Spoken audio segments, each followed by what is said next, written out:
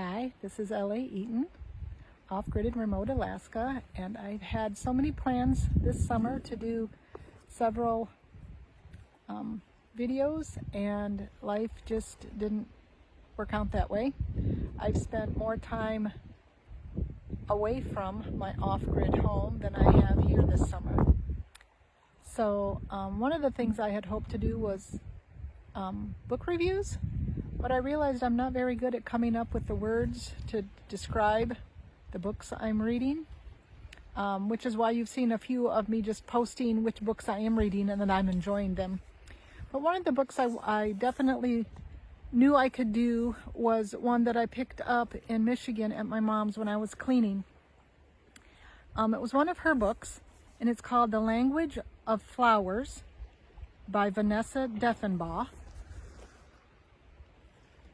And one of the reasons that I was able to get on and do a video on this one was because of the subject matter, as well as it was a really good book.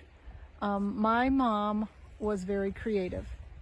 Going through the house when we were sorting, I found little stories she had written, poems, a lot of little poems laying around that she had doodled. Found one art piece that she had done.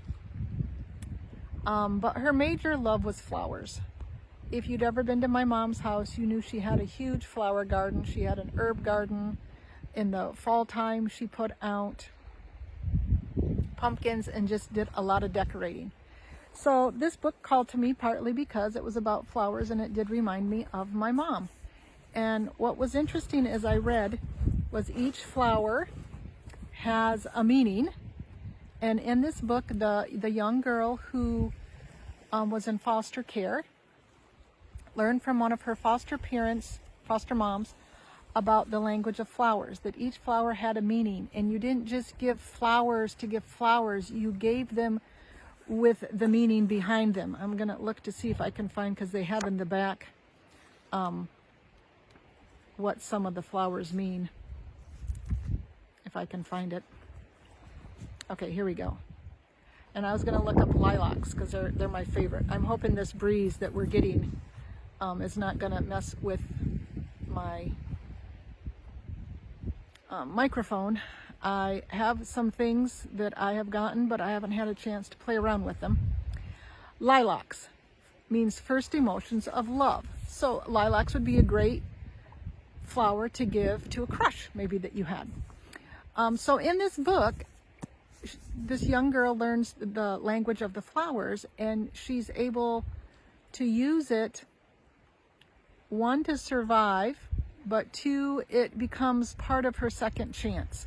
This is a fabulous book, and I would suggest reading it.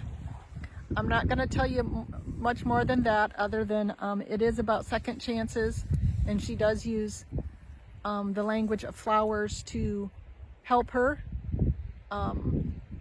actually help her in so many ways. One is to survive out of the foster system, but the other is to bring about that second chance that I had talked about. It's a very good book. The other reasons I wanted to talk about this book is, as I was reading, my mom was notorious for putting little things inside of books. And I got to, as I started reading, I pulled it out because I was curious as to what it was. She's got this little, it's off a calendar, this little piece here that says December 25th, Christmas Day. In the language of flowers, holly indicates domestic happiness, poinsettia, good cheer and success. And I thought, well, that's pretty cool. And then I saw behind it a birthday card. And I knew right then that my mom had been thinking of me. I am her December child. As she read this, she was finding other things that talked about the language of flowers, but she also connected it with me.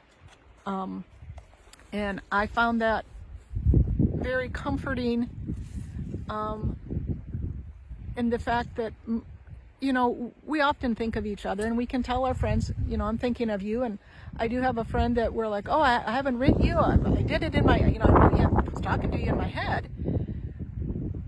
But we don't really know the thoughts of other people and what they're doing on a daily basis. And to have that in this book, to know that she had been thinking of me while she was reading, was very touching.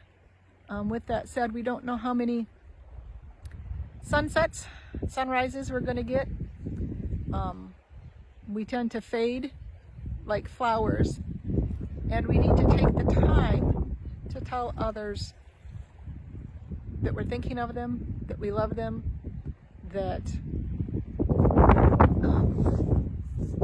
just the little moments, you know. I don't recall her even mentioning this book to me, but yet she was thinking of me. So I want to encourage you today, if you're thinking of someone, contact them, tell them.